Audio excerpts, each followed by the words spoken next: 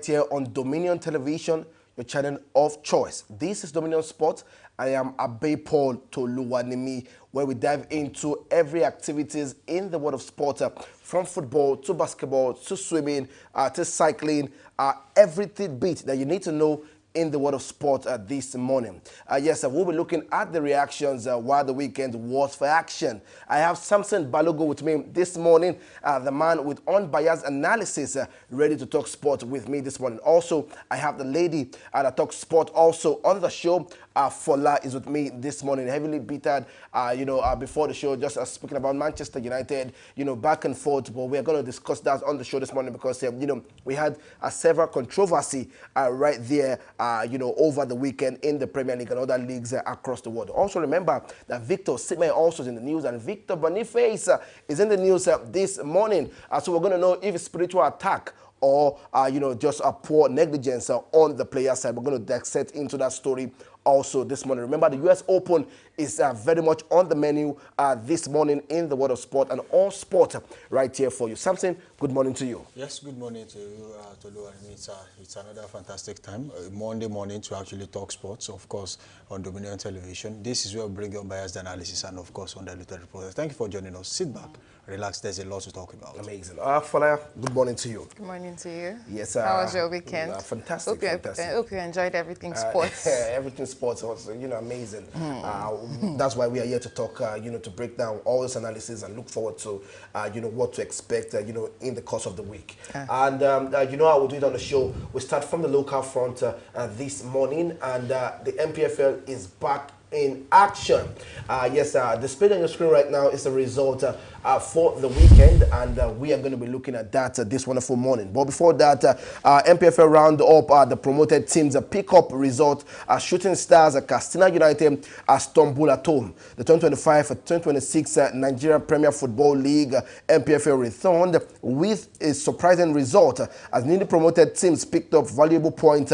Warri Wolves shocked Castina United by securing a 1-goal away win, while Kun Khalifat began their campaign in Nigeria top flight with a goalless affair against Rangers International in Enugu. Also, another promoted side, Baroa, held former champions Yimba FC to a barren draw at the Sani Abacha Stadium right there in Kano, while Wiki Tourists beat Plateau United in Ibadan.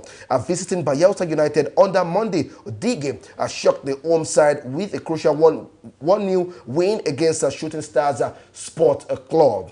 Abia Warriors got the better of Kano Pillars by a lone goal, while El Kanemi Warriors defeated Benin Insurance 2-0 in Maiduguri. Kwara United were held at home in a goalless affair by visiting Ikorodu City FC. All right, looking at the table right about now, we have Remo Stars picking up the first game of the season. A big battle with Rivers United. You look at, the defending champions against the second runner-up right there. Victor Mbauma, shows that this is why I'm back with the squad, but had to leave the pitch, in the first half. We hope that it's not so much of a scare injury for them. But right now the game ended 1-1. That's also going to be our focus. But our major focus is going to be on Shooting Stars also, and also newly promoted side in the league. I'm just going to start with you, Samson. Remo Stars against Rivers United, that game ended in a 1-0 draw. How do you see that pan out for the season to come for both Remo Stars and also coach Finidi George side Rivers United? Well, for Coach Finidi George, I think he was able to make a statement. Yeah, he said that, yeah. They were so close to winning the league also last season, just that, a little bit of inconsistency at the point, in the season actually was their own undoing. But, of course, when you are playing against a team that won the league, the past season, you just have to make a statement like, oh, we also deserved to win, but unfortunately, due to one reason or the other, we couldn't. But it just shows how prepared Rivers United is for this new season, and I do hope that they can replicate that good form we saw last season, just dial it on a little bit and see if they can actually clinch the title once again. All right. For you, Fola, looking at other fixtures, newly promoted side Kun Khalifat, having to get a draw. Also, you look at Baroa FC. I just want to have that picture image on the screen. 16,000 fans are pulled up to that game right there in Kano Pillars. I just hope we can have that displayed on the screen. How do you see this newly promoted side, are faring right there, in the NPFL for the new season? Number one, first of all, this makes me happy. It shows that the NPFL is actually, you know, doing something right. And it shows that Barua FC, their fans are telling them we're behind you, we're behind you, and we're ready for this season. We believe in you. And Barua FC, the way they played yesterday, I actually think Barua FC is saying, yes, we were in the we were in the league, NNL, but NPFL, get ready for us. We're here and we're here to play. We're here to make a statement and we're here to win. And for Kun Khalifat also, you know, having to get a draw, something for you, is that a statement for them, you know, going forward in the MPFL? How do you say Kun Khalifat, you know, with the first game, you know, look at the style of play, what you think, you know, would be their vision for this season? Well, I think the owners of these teams, newly promoted sides, they know exactly what they are bringing on board for Senator Barau Jibrin, who actually is the chairman of Barau FC.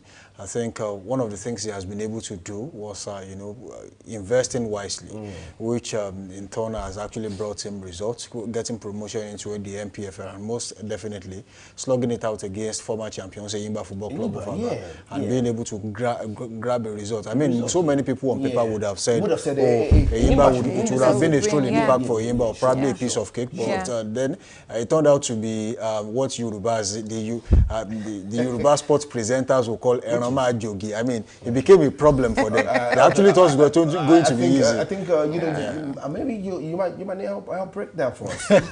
Well, you would have thought, you know, it would have been a smooth sail, but unfortunately it didn't pan out as expected. See, football is not played on paper, and I've always said that to people. Yes, you might have the name of the club might not be that big, but then when they recruit the right way, even when the players don't really have the names you expect them to have, but most definitely they are the key things missing in the team. So if the key players necessary, just like we spoke about Remo Stars recruitment, Victor Mbauma was brought on board from from outside the country, and he came on board, made a statement, got a goal. So that's what you want to look at. And most definitely, if you look at how these teams actually recruited, most of them brought about 6, 7, 8 players into the team, not minding that they had players with which they used in executing the NNL the season before. So it's more or less like a challenge to the teams who were already in the NPFL, who are still in the MPFL. That look, these teams are not.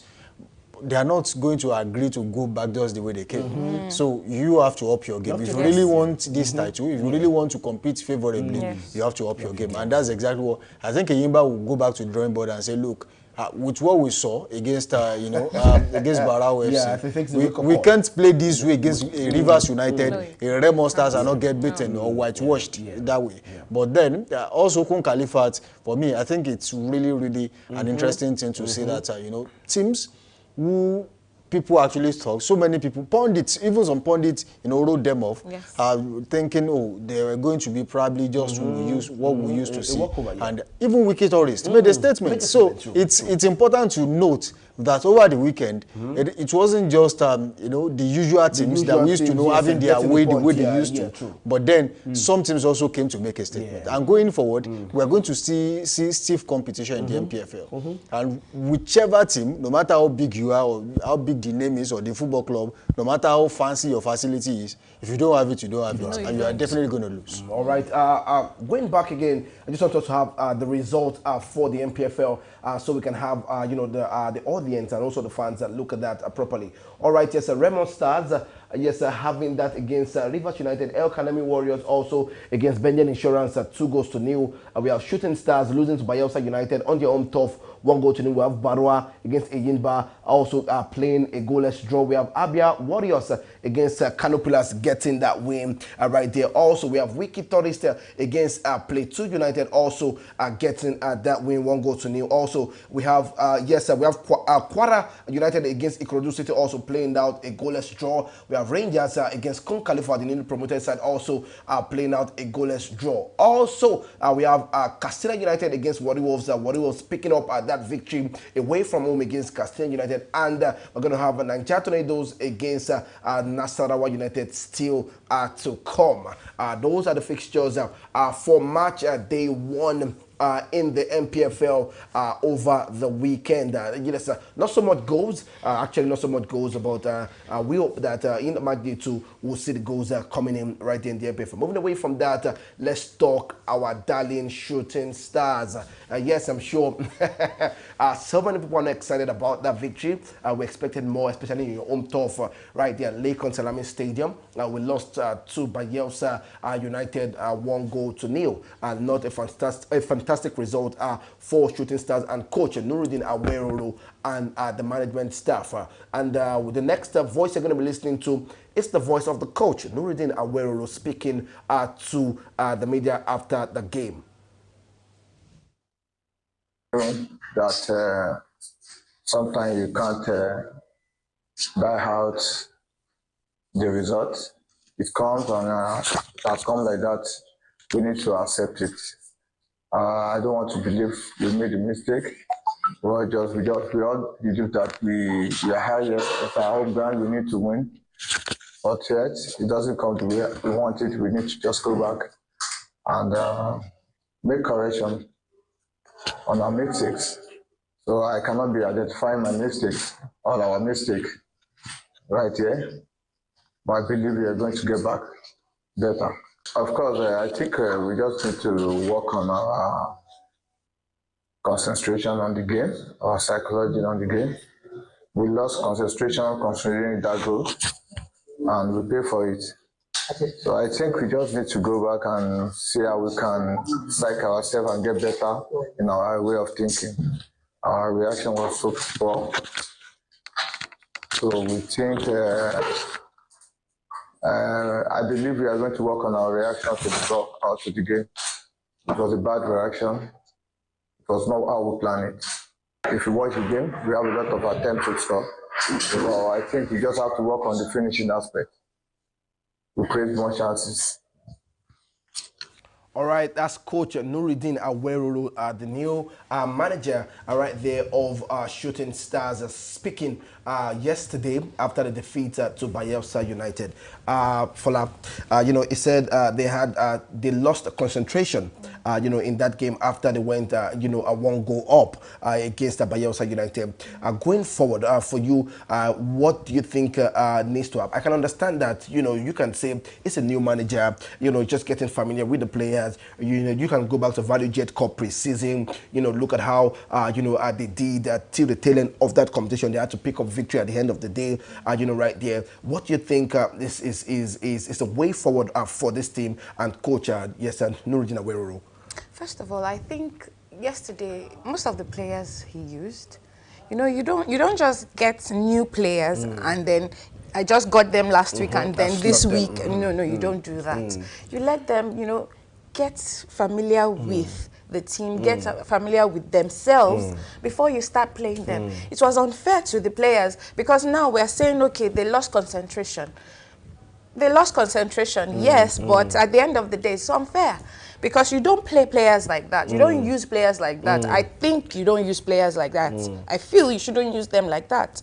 So yesterday it was his mistake, his own mistake. It wasn't their mistake, his own mistake. Honestly speaking, I know that people will always point out to the coach, at the end of the day, if you're not getting the result. But I'm sure, as Samson will have another take on that. Looking at that game against Bayelsa United, what should Shooting Stars and the management have done better in that game against Bayelsa United? Well, the coach was honest enough. I think this is one of the most brilliant post-match pressers I've seen in a long time in the NPFL. Honestly, now many times we're getting post-match press conference now. This season it has been made compulsory. And if you don't attend, you're going to play a $1 million fine for that. Yes, okay. It's because they don't have the money. That's why they're making themselves present. It's not the money. They could have just come and give you the usual, the usual talk and we thank God that we did this. We thank God. See, we know you thank God every day, but then come out and give us, an analysis of what you did in that play. And that's exactly what the coach said. I think he was honest enough to say, look,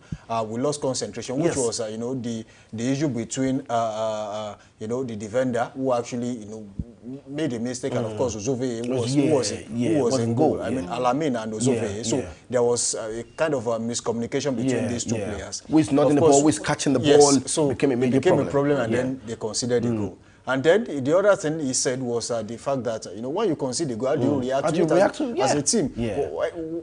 There was no urgency in their play. Immediately they considered, it doesn't look like they were going to score a goal until, Ismail, who they call Omobere, was moved to the left wing. And then we saw flashes of brilliance. That guy is so good that he deserves, his spot in the team, as young guys as he is. But there are so many challenges I saw that the coach would face. I think I made mention of the fact that, for the next 10 games, I don't see Shooting Stars doing anything serious. I still see them as being able to trying to determine what their first 11 would be, because there are so many players. People who ask questions about Mustafa Lawal's availability.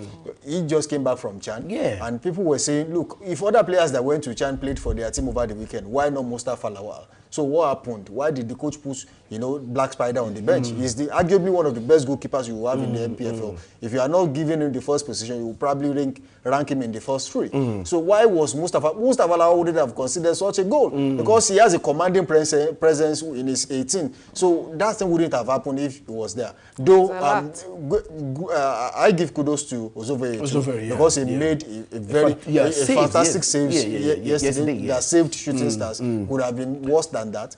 But other things I saw is when you walk into a team as a football coach, you don't throw away the traditions. And, when you meet some players in the team, especially people who were actually first 11 players, in the last, the last season, you don't just put them on the bench. I realized, though Ayobami Jr. did not play last season, was not with the team, he traveled to Tanzania, but then he came back.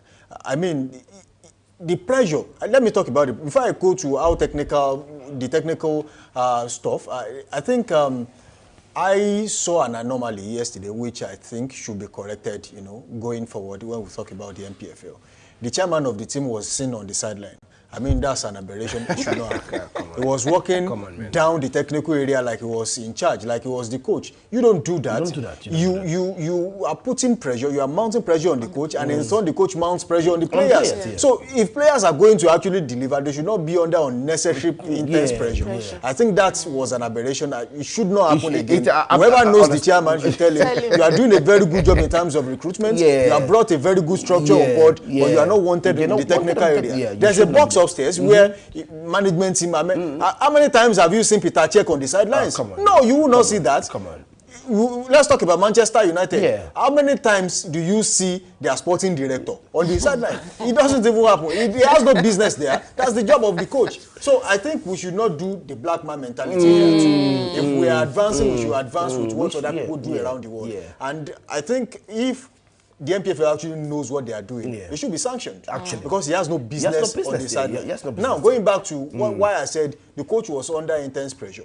As at the time Shooting Stars conceded that goal against Bayelsa United, the game was still balanced. The guys were making some little mistakes, but of course there were things that would still change going into the game. But unfortunately, the pressure was so much that he had to make 2 changes in the 37th minute of the game. He had to change some players. I mean, what would that do to the morale of those players who were substituted? That shouldn't have happened. I mean, if you are going to, the game was balanced, so if we are going to substitute those players, should have been when you come back from the break. You could have just made some changes just by talking to the players. I mean, he started some players in the wrong position. I mean, I was talking about Ismail. He played on the right in the first half, but by the second half, when he was moved to the left, you have to see the blistering pace this guy has. How he dribbled. He almost won a penalty. So why put him on the right when you knew he would have functioned better on the left? Yeah, true. So these are things we should talk about. Alex Agawa was put on the bench, and Adebayo Kante was played in defensive midfield role. Kante, for me, should not be in that team because I would say, apologies to him, but then Agawa would have been better in that position. Why put Agawa on the bench when you know you are still going to play Agawa? Ayobami Jr. was on the bench. He had to come on board. You have to see how creative he was when he came on board. But unfortunately, the game was, done and dusted at the time. There was no urgency. We could have, if we had Ayobami Jr. on the field of play at that time, probably there would have been, some sort of changes. I mean, Chukwudi and the likes they were hauled off, and then he was a league winner with Rivers United. Yeah. So it shows that he knows what he's doing. He's a football player. You have to see his footwork. But when you are playing in a team where even you don't know who you are playing with, you don't know the players, you are just coming on board. So it was alien to him somehow, but I just hope that going forward changes will be made. Okay. But unfortunately, the deed has been done. But I think the coach should go back to the drawing board.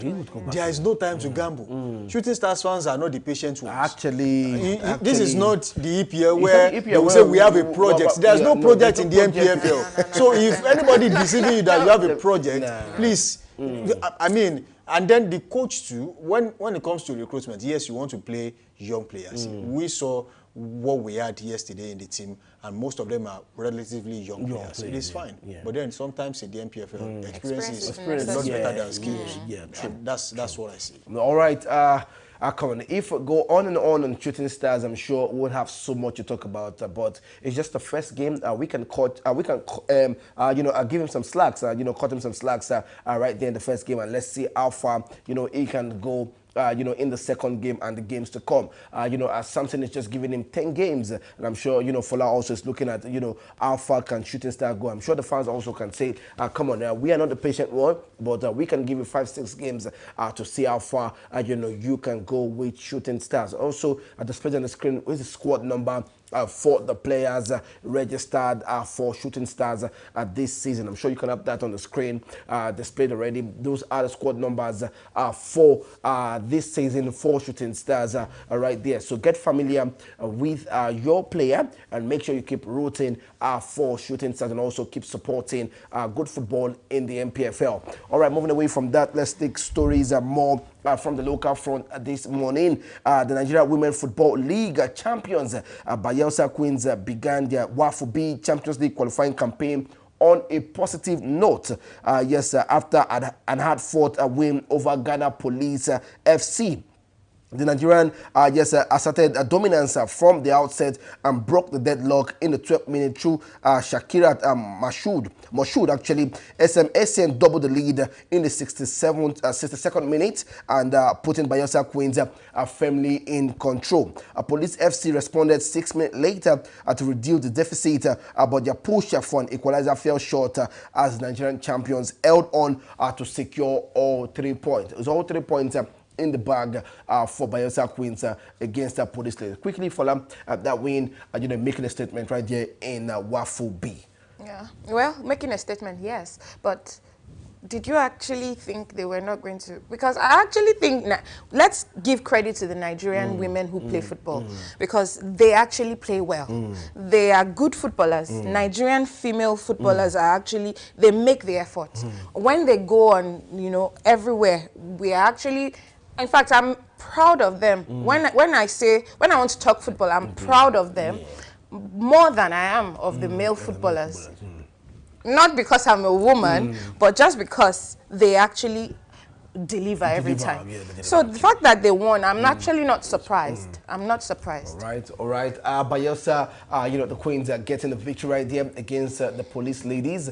We are hoping for more victory for them going forward. Also, moving away from that, let's take a story from the world of swimming, where World Junior Championship, Abdul Jabbar makes history with the Nigeria first swimming medal. Abdul Jabbar Adama has put his name in Nigeria sporting history, becoming the country's first ever swimmer to win a medal at the World Aquatic Junior Swimming Championship right there in Romania. The 17-year-old sensation clinched the silver medal in men's 50 meters butterfly, clocking 23.64 seconds. He narrowly missed out on gold, which went to Great Britain Dean Ferran with a time of 23.54 seconds. Really close for the man. Adama's feat was even more remarkable as he shattered 2 national records in one day.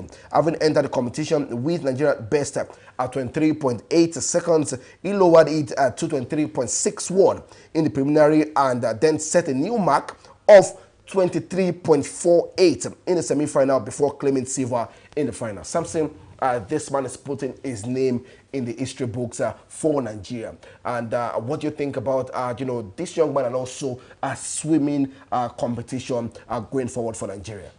Honestly, nothing sounds better than setting and breaking your own record. I mean, it's an amazing feat, and you know, especially at the time where Nigeria's influence in the swimming section has waned over time. I think, you know, it's a very good time for him to make an announcement and say, look, I am here.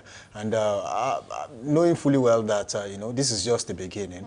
Well, if he has the support of the team, support of the federal government, of the Swimming Federation, I think it's going to make exploits. Of course, we know that in Nigeria we are not really doing so much for other sports. We have invested heavily in some major sports, but then there are other sports too that really need attention, and I feel like the government should you know, support them, especially swimming, handball, baseball. These are sports that you know, would have actually engaged some youth. Yes. But because the government is not looking in that direction, they don't even have facilities to train. So why would anybody invest, you know, his time or her time in a sport where, you know, the future actually looks bleak? So I think this is the perfect time where you can make such announcements. The federal government, under the administration of President Bola Ahmed Tinubu, in recent times, time has shown that they have actually shown that they have this capacity to actually invest in sports, in all sports. We have seen what they did for the ladies. We saw what they did for the Afro basket ladies too, and we know that going forward, if other news like this keeps coming up, they are going to invest in such sports. They just need, you know, a morale booster, something to push them. And I think this is the perfect time. It's a perfect achievement, and I feel the government should tap into it. All right, more stories to making the round in the world of sport. Straight away, we are entering into basketball. Remember that the Tigers are out of the competition. Real sad one, and Angola, are clinching that one. The host nation are clinching that victory. Angola crowned Afro basket champions with the 12th title after dominant win over Mali. Host Angola reaffirmed their dominance in Africa basketball by clinching a record extending 12th FIBA Afro basket title with a commanding 70-43 victory over Mali on Sunday in the final in Luanda. I'm going to ask you quickly, Fola, this victory for Angola, a big one, making a statement, having 12 titles in their cabinet for them. You know, how does this project Angola going forward? Remember, they have other competitions coming up. You know, the basketball championship. They're going to be also in the Olympics. How does this stage? You know, a fight for them? You know, in the big stage. Well, hopefully. This win shows that they would actually, because most of the time they would actually produce something. Because most of the time African teams, whenever they win, you know, we're always happy they win in Africa. But whenever they go outside, they don't. So I hope they will show us that, and they would bring up something. I hope they'll bring something up. All right. But I'm proud of them. Actually, I would have loved to have the Tigers, you know, lift that trophy, but that did not happen. And we hope that we can go back to the drawing board to see how far, you know, we can help, you know, basketball in Nigeria. Remember, also on the show last week, we gave you the championship series, the Atlantic series right there. You know, also the conference series happening, you know, in Nigeria. But we'll be giving you more update as the competition unfolds right there in the world of basketball. Moving away from that, I'm sure you know that the US Open is active and the competition is still very much ongoing. Medvedev is out of the competition, and I'm sure if you have that displayed on the screen, yes, those are the fixtures that happened this weekend. Jakob Minsk with 7-6, 6-3, 6-4 advancing to the next stage. Also, we have more, you know, fixtures are being displayed on the screen. Nava also getting that one against, Taylor Fritz, you know, getting that one against, Nava. I remember Taylor Fritz actually faced, you know, Yannick Sinner in the final of the US Open the last time out. So I'm sure this is going to be a big one for him. 7-5, 6-2, 6-3, hedging out against Nava in the US Open the round one. Also, Ben Shelton also getting 6-3, 6-2, 6-4 against Bowser in that one. The Canadian not getting that victory against Ben Shelton. Also, Novak Djokovic, also world number 7, 6-1, 7-6, 6-2, edging out right there in the first round of the US Open. More and more. That's Daniel Medvedev also losing out and in 5 sets, actually 6-3, 7-5, 7-6, 6-love, and 6-4. that one. Bonzi, Benjamin Bonzi, staging a major, fight against Daniel Medvedev. Also, Arena Sabalenka, world number 1, 7-5-6-1, total demolition against Marasova. That one also ended. That's all we can take, from the story from the U.S. Open. Now let's talk football, European football, and we have major stories from the Premier League. Over the weekend, Chelsea, a thumping victory against West Ham, were looking not too good this season. Graham Potter would be on the lines as we're speaking. That game ended 5-1. João Pedro, Neto, Enzo Fernandez, Moise Caicedo, and Chalobah are getting a goal. Lucas Paqueta, giving a fight, to West Ham, but that was not enough to say that one. Estavio picking up that man of the match award for Chelsea. Cole Palmer, was injured in that game during warm-up and had to leave, and Estavio came on that showed the reason why he was brought into the squad. We're not going to take a story from Chelsea's team. Let's take more stories still making the rounds in the world of football in the Premier League. Manchester City, losing Thomas Frank, giving a big claim, and I'm sure Samson did not see that one coming up. Something quickly. I wasn't expecting Tottenham Hotspur to just get that victory so easily. Though I knew they were going to put up a good fight, because when you look at the Manchester City team, for me, it changed the formation. That was not the first formation he used in the first game. I have always said that this season so far, with what I've seen, even in terms of their recruitment, they knew where they wanted to get players and they got them, but their performance has not been too convincing for me. So Tottenham getting that victory wasn't a surprise, but of course, I never knew it was going to be that easy. Do you think James Trafford is the best goalkeeper for Manchester City? Now, not taking anything away from that young man, you saw what he did with Burnley, fantastic goalkeeper, and we're getting reports that, according to report, Donnarumma it looks like a man set to replace Ederson right there. Do you think James Trafford can still hold his position for Manchester City? Well, he can. Sometimes when you get to a new team, there will be a time to acclimatize and get used to the team. Maybe that is exactly what Trafford is going through. But most definitely, a team like Manchester City needs a world-class goalkeeper, and that is where Donnarumma comes in.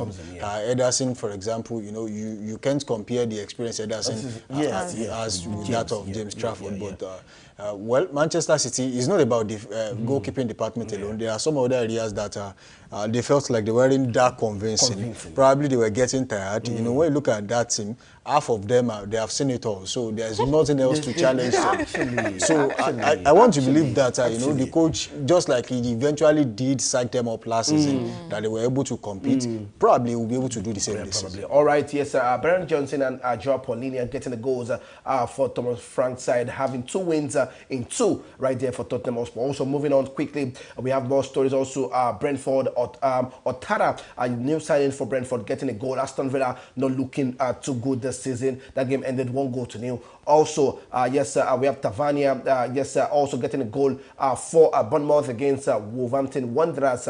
Not a good one for that side. Now, let's have our focus right there on Manchester United against Fulham. Now, quick one. This is for Fola and something. Now, you look at the penalty call for Manchester United yesterday, and you think, if we are to give this as a penalty call, then every other signs like that should be given. Because you look at it, you look at the man, I'm trying to remember the player also that was down on the pitch when, he and Bassi was, Mason Mount also had a pull on his shirt, and also, Bassi also having that pull right there. For you, a penalty call? It depends on the referee who's at the center.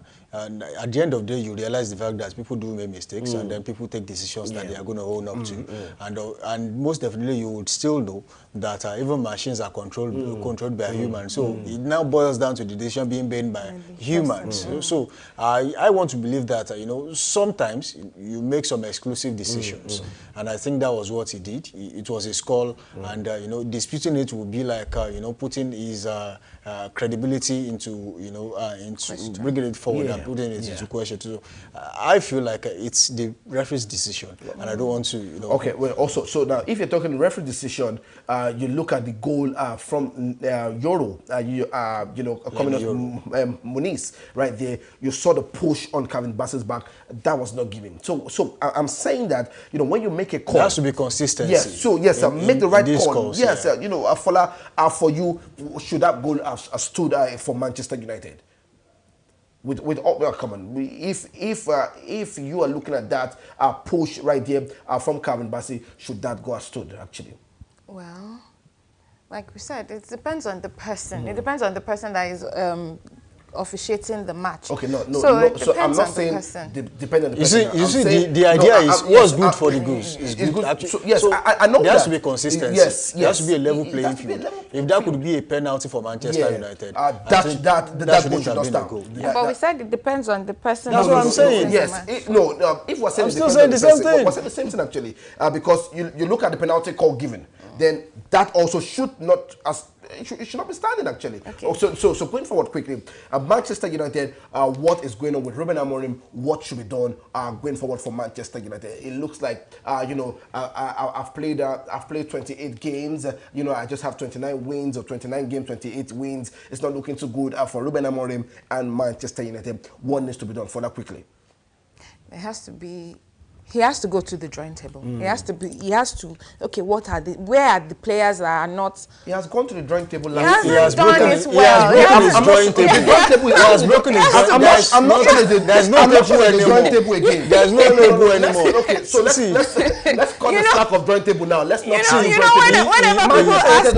whenever anybody asks me anything about Manchester United, I'm just like, okay, I really do not know what to say about Manchester United again. The drawing table is is not willing to receive him on the table again. See, the truth is, when you can't see, there are some challenges in Manchester United that they are beyond what you see on the field of play. I think Ronaldo was the one that broke the camel's back the other time and said, look, there are so many things going on behind the scene that you guys are not seeing. This training facility that I came to meet, I left about a few years ago. Still the same way. So there are no improvements. And then you want these players to perform beyond expectation. See, there are challenges at the management level.